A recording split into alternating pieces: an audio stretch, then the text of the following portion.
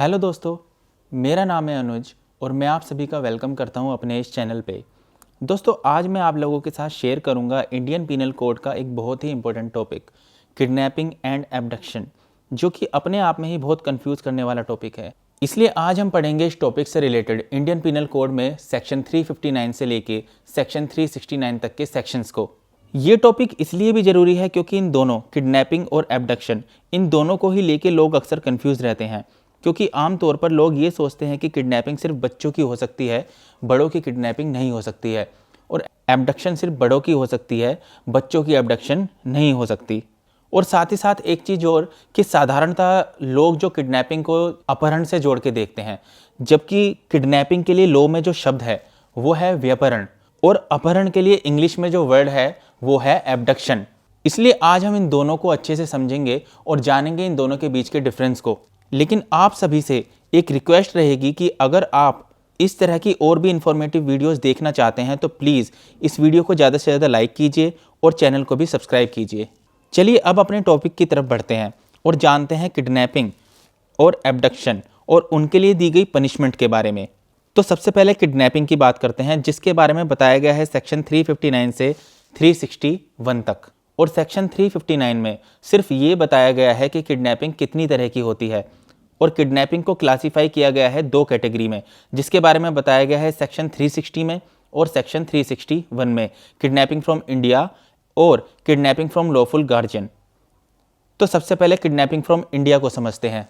If any person takes a person beyond the limits of India against the consent of that person और against the consent of someone who is legally entitled to give consent on that person's behalf, then the offense of kidnapping from India is committed.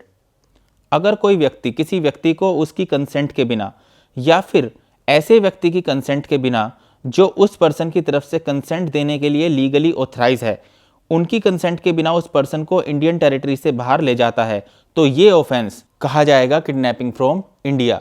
जैसे कि example में देखते हैं कि ए एक woman है जो दिल्ली में रहती है और बी उस महिला को बिना उसकी कंसेंट के इंडिया से बाहर बांग्लादेश ले जाता है, तो यहाँ पर बी ने जो ऑफेंस कमिट किया है उसे कहा जाएगा kidnapping of A from India. और इस ऑफेंस के पूरा होने के लिए जो चीज़ें ज़रूरी हैं वो, एक तो सबसे पहले उस पर्सन की कंसेंट के बिना किया जाना चाहिए, और दूसरा उसको इंडियन टेरिटरी के बाहर ले जाया गया हो, तभी ये ऑफेंस कंप्लीट होगा। और देखिए, अगर बात की जाए without the consent of that person, तो इसका मतलब है कि वो व्यक्ति सक्षम है कंसेंट देने के लिए, यानी कि वो पर्सन माइनर नहीं है, एडल्ट है, जिसका मतलब है कि किडनैपिंग सिर्फ बच्चों की नहीं, बड़ों की भी हो सकती है, और एडल्ट्स की किडनैपिंग में सेक्शन 360 एप्लीकेबल हो सकता है। अब हम समझते हैं kidnapping from lawful guardianship, section 361। When any person takes away or entices any minor or a person of unsound mind away from the keeping of their lawful guardianship without their consent, this is a case of kidnapping from lawful guardianship. For the purpose of this section, any boy below the age of 16 years and any girl below the age of 18 years is minor.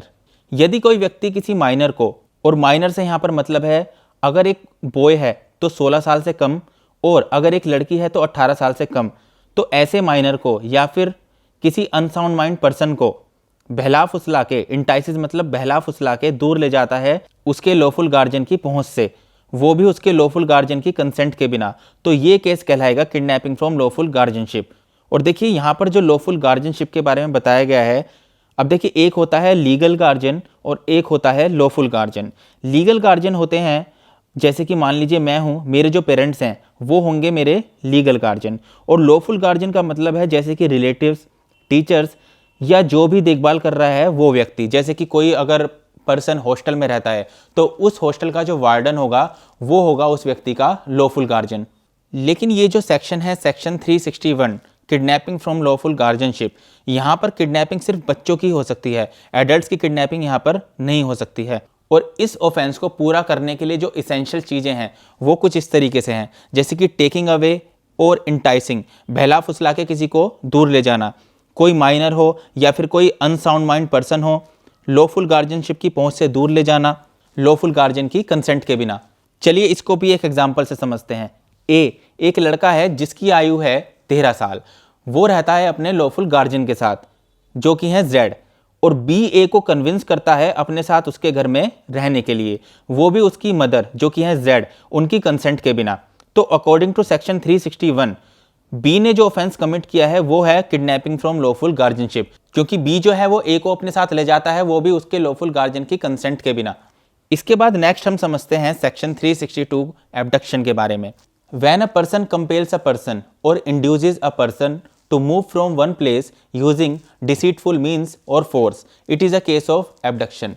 It is not mandatory that physical force has to be actually used. Even the threat of using force is enough. जब भी कोई व्यक्ति किसी दूसरे व्यक्ति को मजबूर करता है या फिर इंड्यूस करता है किसी दूसरे स्थान पर जाने के लिए, और वो भी किसी फोर्स का इस्तेमाल करके, मतलब बल का प्रयोग करके, या फिर बाय यूजिंग डिसीटफुल मीन्स, तो ये चीज़ कहलाएगी एब्डक्शन। लेकिन एब्डक्शन के लिए ये जरूरी नहीं है कि फिजिकल फोर्स को एक्चुअली में यूज किया गया हो, उस फोर्स के डर दिखाने मात्र से ही ये ऑफेंस पूरा हो जाएगा। अब देखिए, एब्डक्शन के केस में एज के बारे में कुछ भी नहीं बताया गया है, तो इसलिए एब्डक्शन बड़ों के साथ साथ बच्चों की एब्डक्शन भी हो सकती है। जैसे कि मान लीजिए कोई व्यक्ति अगर किन्हीं बच्चों को गन दिखा के उन्हें डरा धमका के अपने साथ ले जाता है, तो ये भी एब्डक्शन ही कहलाएगा। अब देखिए, एब्डक्शन के लिए भी कुछ एसेंशियल चीज़ें हैं, जैसे कि फोर्स का यूज़ करना, मतलब बल का प्रयोग किया गया हो, बाय डिसीटफुल मीन्स, जैसे किसी को छल से ले जाना कहीं पर, और इंड्यूसमेंट। ये सब चीज़ें जरूरी बताई गई हैं एब्डक्शन के लिए। चलिए इसको भी एक एग्जांपल से समझते हैं। एक लड़की है अनीता, वो किसी दूसरी लड़की जिसका नाम अलीशा है, उसके सर पे गन रख के उसे डरा के अपने घर ले जाती है, और वो उसे डराती है कि अगर वो उसके साथ नहीं गई तो वो उसे मार देगी, शूट कर देगी।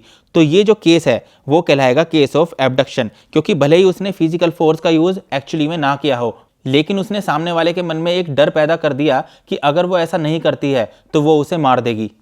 तो दोस्तों, यहाँ तक तो हमने समझ लिया किडनैपिंग और एब्डक्शन को। अब हम समझते हैं कि इनके लिए क्या क्या पनिशमेंट बताई गई हैं।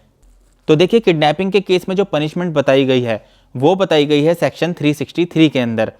और अगर किसी व्यक्ति पर किडनैपिंग का चार्ज लगता है तो लॉ में उसके लिए साधारण या फिर कठोर कारावास बताई गई है, जो कि 7 सालों के लिए हो सकती है, या फिर उसको जुर्माने से भी दंडित किया जाएगा। लेकिन जहाँ तक बात है एब्डक्शन की, तो एब्डक्शन अपने आप में कहीं भी पनिशेबल नहीं है। एब्डक्शन के साथ जो मेन ऑफेंस हैं, उन मेन ऑफेंस पर डिपेंड करता है कि पनिशमेंट क्या होगी, जिनको आगे के सेक्शंस में डिफाइन किया गया है। और अब आगे एब्डक्शन की कुछ एग्रेवेटेड फॉर्म्स बताई गई हैं जो कि पनिशेबल हैं। आइए देखते हैं किडनैपिंग और एब्डक्शन के क्या एग्रेवेटेड फॉर्म्स हैं और क्या पनिशमेंट है उनके लिए। सबसे पहले आता है सेक्शन 363A। इसमें पनिशमेंट बताई गई है किडनैपिंग और मेमिंग फॉर बैगिंग के लिए, जिसमें पहला पॉइंट है कि अगर कोई व्यक्ति किसी माइनर की किडनैपिंग करता है for the purpose of bagging, तो दोषी को 10 सालों तक की सजा या फिर उसको जुर्माने से भी दंडित किया जाएगा। इसके बाद सेकंड पॉइंट है कि अगर कोई व्यक्ति किसी माइनर को अपंग बनाकर उसका यूज़ बैगिंग के लिए करता है, तो वो व्यक्ति लायबल होगा उम्र कैद के लिए, या फिर उस पर जुर्माना भी लगाया जा सकता है। नेक्स्ट है सेक्शन 364, और ये कहता है कि अगर किसी को एब्डक्ट या किडनैप किया जाता है मर्डर के इंटेंशन से, तो एक्यूज्ड यहाँ पर लायबल होगा उम्र कैद के लिए या फिर कठोर कारावास के लिए, जो कि हो सकती है 10 सालों के लिए, या फिर उसको जुर्माने से भी दंडित किया जाएगा। इसके बाद सेक्शन है सेक्शन 364A, जिसमें पनिशमेंट बताई गई है किडनैपिंग फॉर रैंसम। यदि कोई व्यक्ति किडनैपिंग करता है फिरौती के लिए, फिरौती मांगने के लिए, तो दोषी को डेथ पेनल्टी बताई गई है यहाँ पर, या फिर उसको उम्र कैद दी जा सकती है, या फिर उसको जुर्माने से भी दंडित किया जा सकता है। इसके बाद सेक्शन है section 365, kidnapping or abduction with intent to secret and wrongful confinement. यदि किसी व्यक्ति को किडनैप या एब्डक्ट किया जाता है और उसको बंदी बना के रखा जाता है, तो उसके लिए जो सजा बताई गई है वो है 7 सालों के लिए कारावास या फिर जुर्माना। नेक्स्ट सेक्शन है section 366, kidnapping or abduction of a woman to compel her for marriage etcetera. अगर किसी महिला को जबरदस्ती उसको मजबूर किया जाता है शादी करने के लिए बिना उसकी मर्जी के, तो एक्यूज्ड को 10 सालों तक के लिए कारावास या फिर उसके ऊपर जुर्माना भी लगाया जा सकता है। नेक्स्ट है section 366A, procuration of minor girl. इसमें एक्यूज्ड को 10 सालों तक की सजा का प्रावधान है, और he shall also be liable for fine. Section 366B, importation of girl from foreign country. विदेश से किसी लड़की का आयात करना। यहाँ पर दोषी को 10 सालों तक की सजा हो सकती है, और he shall also be liable to fine. इसके बाद है सेक्शन 367, ये बात करता है किडनैपिंग और abducting in order to subject person to grievous hurt.